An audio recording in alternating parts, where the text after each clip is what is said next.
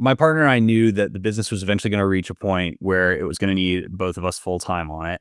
And we were just sort of hoping that that would line up with around when it would make sense for me to exit my W-2 job. The company I was working for was venture backed. We had a goal of taking this company to $1 billion and be the first company in Orlando to do that.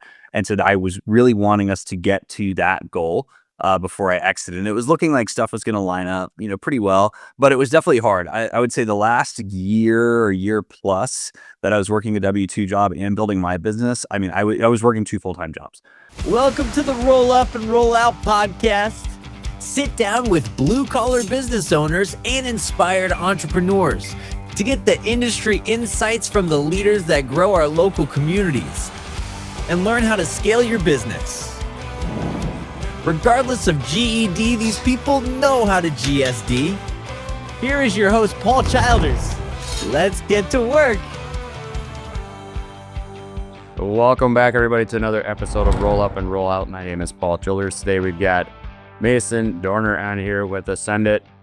He's part of a group of business owners that may or may not have a GED, but we all know how to GSD, which means we get shit done. So Mason, thanks for joining me today. Give me a little background on yourself and your company. All right. Yeah. Thanks so much for having me on. It's great to be here. So a little bit of background on myself. I've been in the marketing and digital marketing space for 15 plus years. Managed roughly $150 million in paid ad spend, generated about $1 billion plus in sales from that ad spend, and done it really for everything and everyone, all the way up from pre-revenue startups, all the way up to Fortune 500 companies such as Disney and everything in between. Now I own Ascendit, which is a performance digital marketing agency that I started with a co-founder probably 7 years ago now. And we specialize in basically lead generation and revenue generation through mostly paid ads for home services, e-commerce, and SaaS businesses. Okay. That's awesome, man. Were you always into the digital marketing sphere, or did you go to college for that? What led you into that job that got you connected as a CMO and then as a lead generator director for Disney? What did that look like? Yeah, so no, I didn't go to school for it, especially 15 years ago. You couldn't go to school for it. You kind of had to be self-taught. I got into it because my first career that I thought I wanted to do didn't work out. I went to school for sports management. I grew up in the action sports world, was on track at one point to be a professional wakeboarder. I worked as the manager of a snowboard park during college. I was also the GM of a wakeboard park in Texas shortly after college. And so that's what I thought I wanted to do. And what I realized is that working in sports is really cool and doesn't pay well. And the hours are long and you got to work outside. So working at a wakeboard park in Texas in the Texas summer, managing 60 employees for 35 grand a year was not as great as I thought it was going to be on paper. So part of my job as the GM was marketing. So I did our first couple of media buys in the local newspaper, built our website, ran our Facebook page. And I did the same thing for the snowboard park I ran before that. And so when we got to the end of the wakeboard season and started getting cold and time to shut the park down, I was kind of like, yeah, I don't think I want to do this again. I kind of like this marketing thing. I feel like I have a knack for it. I'm going to go and kind of do that and see if I can figure something out in this space. So I had 1 semester of school. I went back and finished. I did an unpaid internship with a company that taught me digital marketing, and then transitioned off from there, kind of started back from the bottom, which fortunately was still fairly early on, early 20s. So good time to make a career change, but really had a knack for it and just kind of took off from there. But that's how I wound up in the field. No one that I know that started around the same time as me really went to school for this stuff or meant to land in this stuff. My business partner went to school for film. And then he somehow meandered his way into digital marketing as well. After 5 years in that, same thing. Seems like a really cool career to be in, but doesn't pay well. Hours are long, tough to get work. Yep. And video and graphic editing skills transition very well into marketing. And so that's kind of how he found his way in. So we both found our way in through these weird kind of convoluted side doors. Well, it's funny you say that because I think we all had, let's see, I came out of college in 08, 09. And funny part is my background was in marketing, and I didn't actually even really like marketing. I just went to school because they told me to, and I needed a degree. But so it's kind of funny that time frame, there was so much stuff that happened in the digital space, right? Because for those really young listeners, Facebook really was just starting to take shape Mhm. and really grow into something around that 2009, 2011 spot. Like, it didn't really know what it was, right? So, and Google still hadn't really defined or laid out like what even SEO was or how to get listed, right? Like, so it was truly like a bunch of guys like yourself that were just digging in and curious about how to make this stuff work that really kind of led that forefront. So that's kind of cool that you were out on the front of that, and part of that big movement that's, I'm guessing, probably has had a big shape into what SEO and what, lead generation is on social media now. At least I would, I would add that as a claim to fame if it was me in your spot. So is that kind of the way you see it, or? I've never thought of it that way, but yeah, I mean, I'm gonna start claiming it now that you've told me I should. But yeah, I mean, I've been in it for a really long time. I mean, I remember when Facebook rolled out the very first ads on Facebook. I was already in the marketing world when they started doing that. I remember the first ad I ever ran on Facebook was the little right rail ad on desktop with an image that was like, tiny little thumbnail image, and that was kind of it. And you got like 60 characters or something like that. So yeah, I've gotten to witness some stuff. I mean, I again was one of the first folks to run ads on Facebook. Even Future State, when I was with Disney, I was the first person in the entire world to run dynamic carousel ads for hotel inventory. So now you see it all the time. You go to Expedia or something like that, and then like the room you looked at and the dates you looked at followed you around. Facebook actually came to us when I was at Disney. Was like, hey, we have this idea. It's this technology we use for e-commerce, where if you look at a T-shirt, that T-shirt follows you around, and we show you 5 others. We think we could do it with hotels. You guys have 30 hotels. Let's show the room and show the nights they looked at and show 5 other hotels with it, and we'll kind of hack this together. And now that's commonplace. Everybody uses it. But like, I was literally the first advertiser in the world when I was at Disney to use that technology and kind of working with Facebook engineers to hack it together to make it work for hotels, because it wasn't supposed to. It was meant to work for e-commerce products.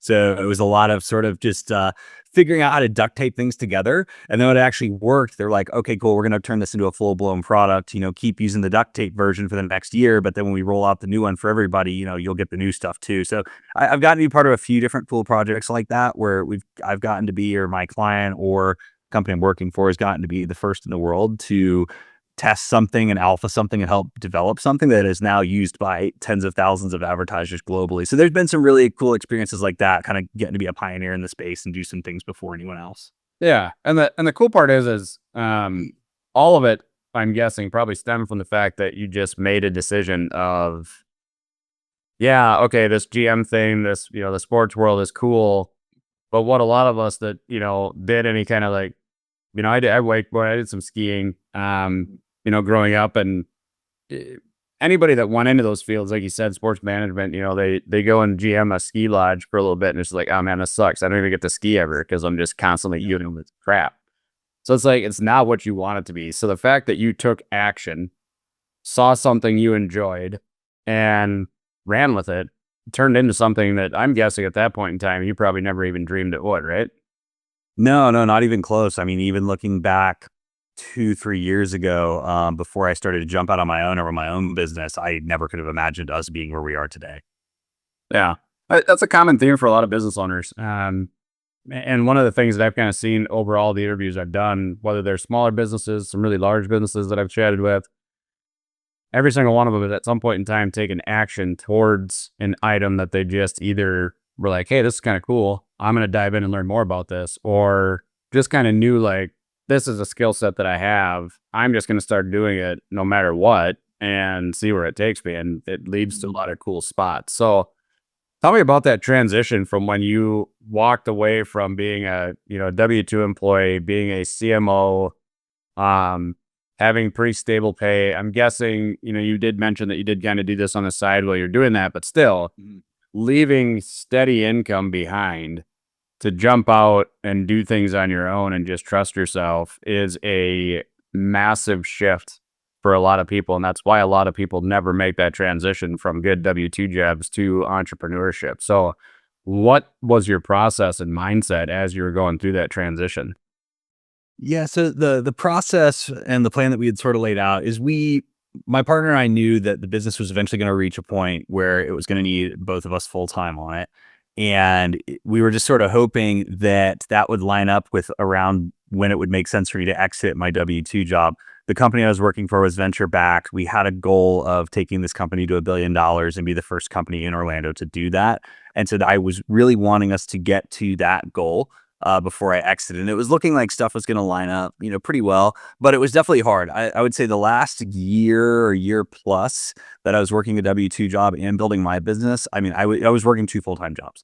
So I'm working beyond a normal 9 to 5 job at my quote 9 to 5, because startup life is crazy and requires a lot of hours. And we were growing the company hundreds of percentile year over year. And, had private equity backers as well, pushing us pretty hard. So that was beyond what most people would do in a 9 to 5.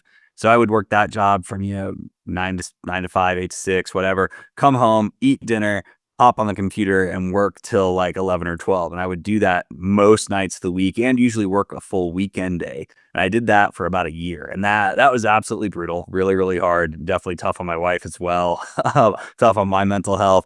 But that's what I did for about a year before we finally came to that point. And we just hit a point where it was time for me to move on from that company. And it just all kind of was perfectly timed out to where there was a buyer coming in. I had talked with our CEO and COO and kind of told them, hey, like, I'm kind of ready to transition out. I think this has kind of run its course. I'm ready to go. I have this other opportunity that I want to go do.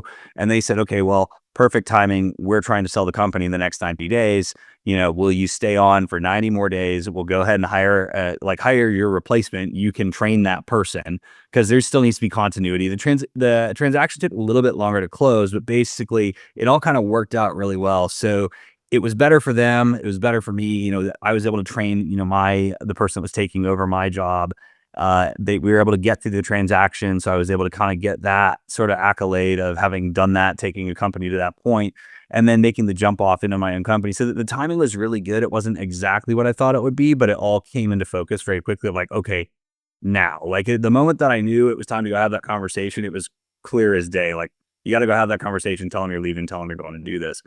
And then post jump, exciting, scary. I was in a better position than most people. A lot of people straight up jump and it's just like, well, I'm going to live off my savings until I can see if this thing goes. And, we'd been doing this for a lot of years already. My partner was already full-time in the business. We had proof of concept. That being said, I still needed to basically, when I came on, for me to replace the income I just walked away from, we needed to double the business in like the next 6 months, 12 months tops. So even though it was a better situation, I wasn't going from W-2 to zero. It was still, there was a backfill that needed to happen and needed to happen very quickly. So there was still that pressure, little scary, but it's something I had planned for in terms of, here's how we're going to market it. Here's how we're going to go out to acquire new customers. Like, there was a plan behind it, and we ran that playbook very well, and it worked. Yeah. So it was still scary, still nerve wracking, but it was something that we had planned for all along. Yep. Yeah, you're right. I was one of those that ended up mutually parting from a job as they brought in some, outside influences, started changing some stuff up. And truthfully, as I look back and reflect on the time there, like, at that point in time, if I would have known then what I know now, I would have never stayed as long as I did. But, they moved on for myself, and I was one of those people that's like, hey, we're going to figure it out. I don't want to go work for anybody else anymore. So we're just going to kind of throw this stuff together. And it is a different level of anxiety and stress. But I think the biggest thing, I'm going to ask you this too, is what were some of the biggest mindset shifts that you had to make transitioning from an employee to an owner? Because that's something that I think gets glazed over a lot when people talk about entrepreneurship, because I got very good at delegating. If you're a director, you're a C-suite level, anything for any size company, especially one that's growing fast, delegation becomes something that you get very good at. And when you're an owner, you don't get to delegate any longer. So is that tell me about your struggles, like actually like mentally transitioning from being a leader for a W-2 company to then being an owner of your own company? Sure. Yeah, I think so. The delegation, that wasn't too much of a challenge. I've always, in the marketing space, it's really important that you keep your hands on the keyboard. Otherwise, you just become obsolete very, very quickly. So even though I had people to delegate stuff to, there were still certain tasks that I made sure to do myself every now and then. And that I was, for my business, which was a side hustle at the time, I was still the person hands on keyboard because it was a tiny company. So I stayed in practice and still had my hands in the weeds on a lot of stuff. But I would say a big transition for me going to being a business owner, like they talk about this in the book, the E-Myth, but the difference between the technician and the entrepreneur and the manager. So I was a really good technician and even a really good manager. Like I was great at my craft in terms of my skill as a media buyer and as an advertiser. What I had to learn more of and where I needed to get brushed up on was getting a good lawyer, getting a good accountant, reducing tax liability. Like the really boring side of business is that's where I got a little bit of a crash course. And we didn't have any big missteps or anything, but that's where I knew I was woefully deficient. And as the business started to grow, we kind of like we had kicked that down the road a little bit. Like, oh, we're not that big yet. We don't really need to be super buttoned up here. This cut rate accountant will be fine. But as we grew, all of a sudden we had this sort of oh shit moment of like, we are too big to not know what we're doing here. And we need to get educated on this fast. And we need to upskill our team and hire better people very quickly and like really get this dialed because it's starting to keep me up at night. That was sort of I would say the biggest hurdle in transitioning from a W-2 to owning my own business was all the boring business stuff, all of the business manager, entrepreneur stuff. Because the technician side, partner and I, we had that down. We were really great at our craft, really great at our skill. And I think a lot of people in the trades and home service businesses probably have the same thing because a lot of folks that we work with, a lot of the founders, they were a great plumber, they were a great electrician, and they realized that they could make a lot more money by doing it for themselves. And they're great at their craft, but then the business acumen is a whole nother beast that has to be learned. And the ones that really ultimately are successful are the ones that lean in and learn those skills. You know, the ones that aren't are the ones that are like, well, if I'm just good at my craft, you know, everything will take care of itself. And unfortunately, that's just not realistic. Money just kind of walks out the door and you bleed in places you didn't expect. So that's my answer. That's for me was the hardest part of making the jump, and I think one of the hardest parts for a lot of folks that make that jump to working for themselves.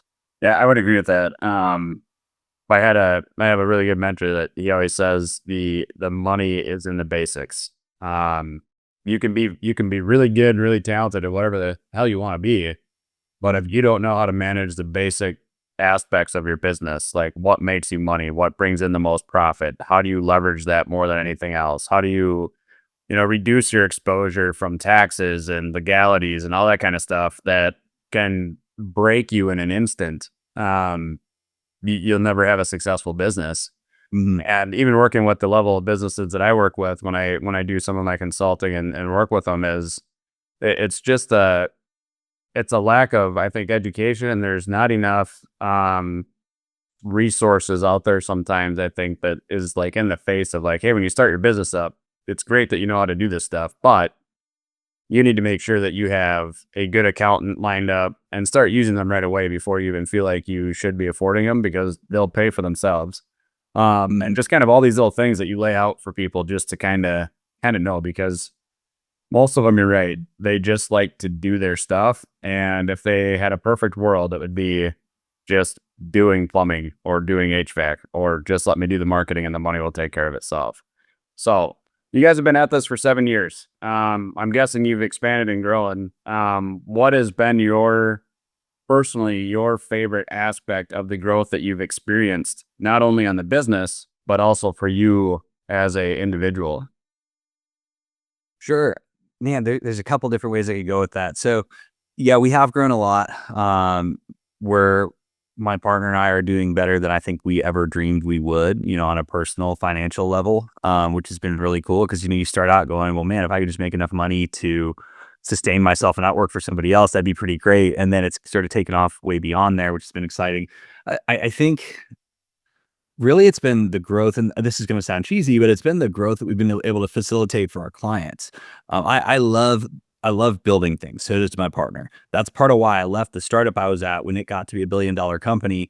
We were working a lot harder to, grow it a lot less than in the early days when it was $1 million company. We were going from 1 million to 10 in a year. Like that's really fun and really exciting to achieve that kind of growth. And so the companies we've worked with are in that same stage where they're in hyper growth mode or they're in startup mode. And so to get into the ground floor and work directly with founders and see these companies blossom, some of them thousands of percentile in a year. We had one company, it was an e-commerce company that they had struggled. They couldn't break $3,000 a month in revenue for like 6 months. So they did not have a business basically. Like they were going to go under.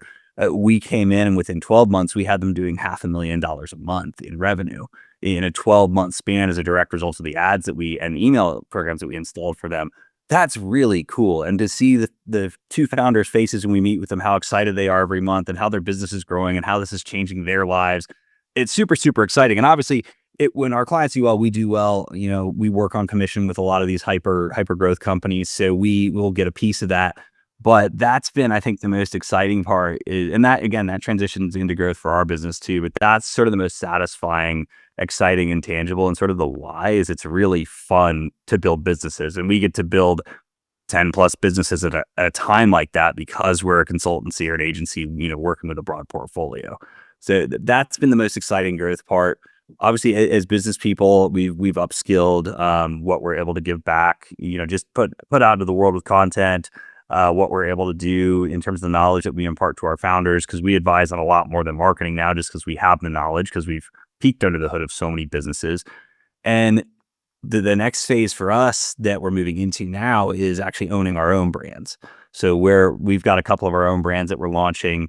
We've sort of looked under the hood of all these different businesses, helped build a bunch of different businesses, being just a service provider. Now we're actually going and launching our own products and launching our own brands with that knowledge. Now that we've been doing it for long enough, we've sort of found the niches we think we want to go into. So that's the next phase that we're excited about. We've got our first e-commerce brand is launching next month, actually. Okay. That's awesome, man. No, that's actually really exciting. It's I think that's the cool part about business in general is you can, as long as you have the right mindset, failure doesn't really exist, right? Because you've taken knowledge and you've compounded that over time, and you're always able to have that knowledge. And if you have knowledge and you have a drive to implement it, you're always going to find a way to be successful. So I love hearing that you guys, were just kind of working with these companies, but also taking notes the entire time and had a bigger plan in place for like down the road. Like, yeah, it's great doing marketing and stuff, but like, let's utilize the knowledge we're gaining and have it benefit ourselves. Because I think sometimes that gets forgotten when we talk about entrepreneurs. Is like, how's it it's got to benefit us personally somehow, some way, shape, or form, and that's okay to have that because that's why we started it. So yeah, and I think that's something too. Again, for the folks that you tend to work with, is you've got to have that mindset of: do you want to do this for the rest? Do you want to have a cash cow business and do this for the rest of your life, or do you want to be able to retire or sell the business or move on to something bigger at some point? And that's something a lot of business owners, especially in their infancy, don't really think of.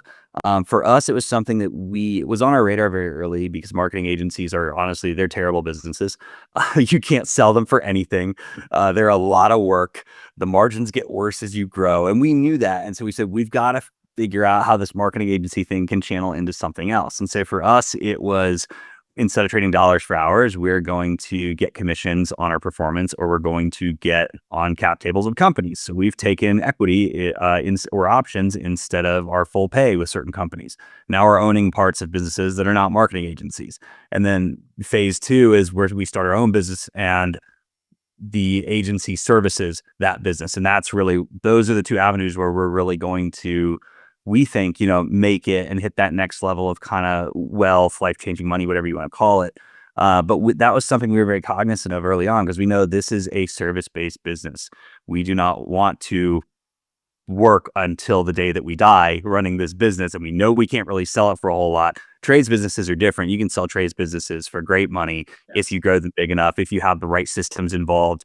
Some of our greatest success stories are roofers that have rolled up multiple companies, some HVAC companies that own 6 or 7 different brands, etc. They've done very, very well. But I think, again, the average person, when they get into a service-based business, whether it be professional services like ours or home services, they're not thinking that far down the road. Or at least they don't start thinking that way until they're 5 years in. And then, there's things that you could have done to lay the foundation for that exit or that growth, from day one, that would make your life a lot easier. Yep. Yeah, no, you hit that one on the head. Usually it's, they left because they felt they could do it better on their boss, or something just didn't go the way they wanted to. And so they left, and they're just like, I just need to make and cover myself. And then all of a sudden they're looking at, oh man, we're going to make $1 million. Oh, we're 5 years in and we're crossing over like the $3 million mark. All right. Now what should I do? When really, if you have that plan in place when you start it, it just flows a lot better. And I run into that a lot with working with them with the financial side and lending side is like, if you do a little bit of prep time, it makes this entire world less scary and a lot more beneficial. So one last thing before we kind of wrap up here for the show here, you've been working with a lot of these home services business owners over time. What is the biggest takeaway that you've found for the ones that have dove in with you guys and marketing in general and had a lot of success with it versus the ones that, maybe just missed it or were a little bit scared of maybe the price tag on it? Yeah, so I think the ones where we've seen the most success, at least for us, they really have their processes down. Especially their sales process and their tech stack. So they've got a dedicated salesperson who has a good script, who has a good track record, and they have an organized CRM. Those are the biggest things that determine the success of your marketing, because all that marketing is doing is going to increase your lead flow and increase the business already coming in. If the process isn't smooth before that, it's going to get worse, and the increase of that lead gen in that business is going to break your systems. So that's the biggest thing that we see, that it kind of defines the haves and the have-nots. And we won't even work with anybody anymore. They don't have at least one dedicated salesperson. They don't have their CRM in order. They can't tell us their sales cycle. They can't tell us their close rates. If they don't have those systems and those basic numbers down, then we're like, no, you're not ready for us. So I think that's the biggest thing that people can do to set themselves up for success as they start thinking about marketing in this space, is have those foundational pieces in place. If you don't have those, you have no business running paid ads or working with a marketing agency. It's going to be a total waste of money. Like, do that work on the front end, because paid ads are not a magic bullet. Marketing's not a magic bullet. It's an ecosystem. You need all these other things to support it. Otherwise, it's going to fall flat on its face and just be a waste of money. Yep. It's like putting high performance fuel into an engine that's never been tuned up for it. Right. But Exactly. that's the way I always worked with our marketing team when we were scaling our agricultural company. Was like, we can't throw fire on something that doesn't have kindling and isn't ready to burn. Otherwise we're just gonna waste a bunch of effort and time. So that's cool, man. If somebody wants to reach out and learn more about you guys and get some information on you guys, where's the best way for them to do that? Best place is at masondorner.com. I've got all my socials on there. We've got both of our agencies on there. We do offer free audits of your marketing, of your email, of your ads. That's on the website as well. If anyone's interested, totally free, no obligation. We just love helping people. So yeah, check us out there at masondorner.com. Cool, man. I appreciate you coming on and taking time out of your day to join me. Likewise. Thanks so much for having me. This was great. Thanks, man.